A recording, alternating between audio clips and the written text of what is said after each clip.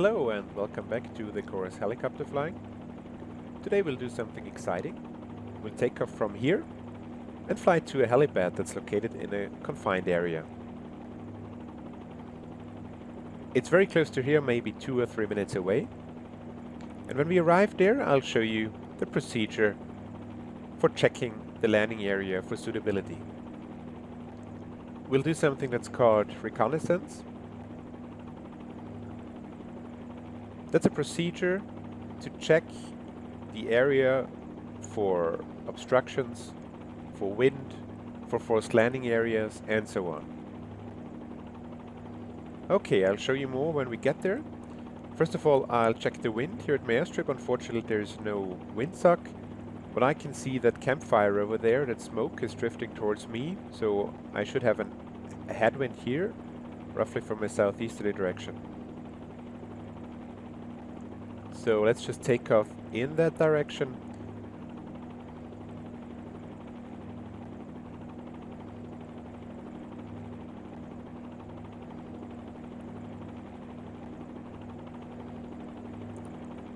Okay, just hover towards the runway. Checking my warning lights, engine gauges, it's all good. So let's go.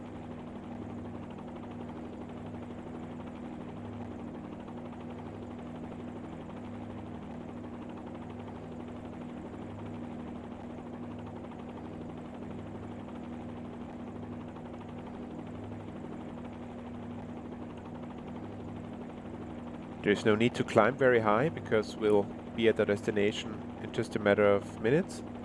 So I'll just climb to 500 feet. And the first thing we'll do is high reconnaissance. So you fly over the field in roughly 300 to 500 feet above ground. Don't be too low because then your attention will be distracted by checking for obstructions and you couldn't really take your time to check the surroundings. Maybe 300 to 500 feet above ground, not too fast, of course. The helipad is just at the tip of that island over there. So what I'll do during high reconnaissance is check for obstructions, wires, for forced landing areas, for the wind condition. Ideally, you should always fly this reconnaissance so as to be able to land somewhere in the case of an engine failure. Okay, so we're at 400 feet right now. Here it is. Let's check the general area. Oh, I see I have obstructions on all sides except one. There is no windsock. That's inconvenient. So I'll have to check the trees, the water, some smoke, anything that gives me an indication of wind direction. Now watching the trees, I can see that the wind is still from a southeasterly direction. So I'll just turn around now and do another reconnaissance. It's recommended to do this at a 45-degree angle.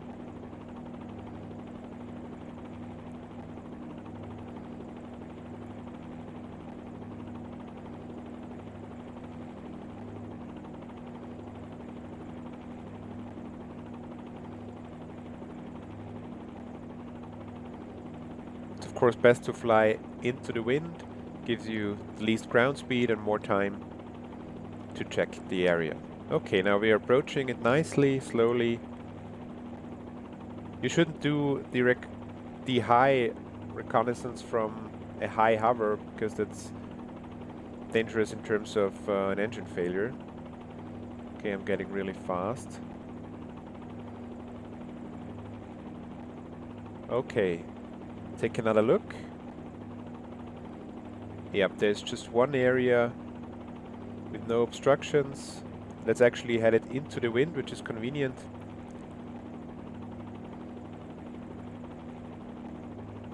So I'll set up my approach now. And this first approach at the same time is the low reconnaissance. During the low reconnaissance, you try to verify the information you got from the high reconnaissance.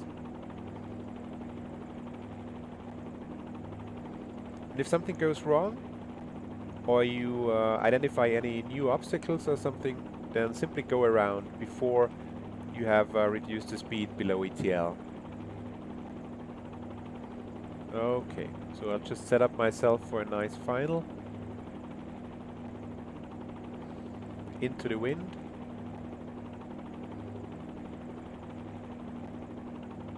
Now, if you need to do a vertical descent into a confined area, try to keep that as short as possible, and remember to reduce the descent rate below 300 feet per minute before you reduce your airspeed below 30%.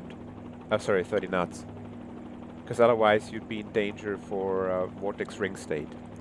There is a separate lesson about vortex ring state. You can check it out. So right now I'll try to avoid a vertical descent. I'm just going in with a normal approach. Slowly reducing my speed now.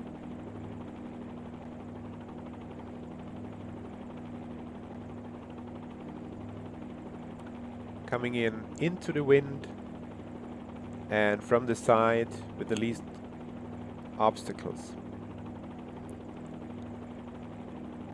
Checking again the picture, the image that I painted before about obstructions, and yeah, I still can see no wires, no wire poles. Again checking the wind, yeah, it's still on the nose, that's good. So just slowly ease myself into there. Always keeping in mind the tail. I don't want to hit anything with the tail rotor. So that don't let it turn into any obstacle. Okay, here's the pad. I'll just go into a hover.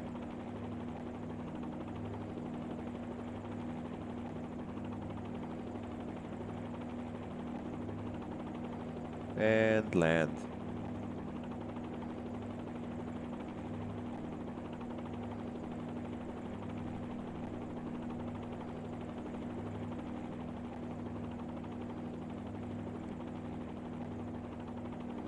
Okay, here we are. Well, what a nice area.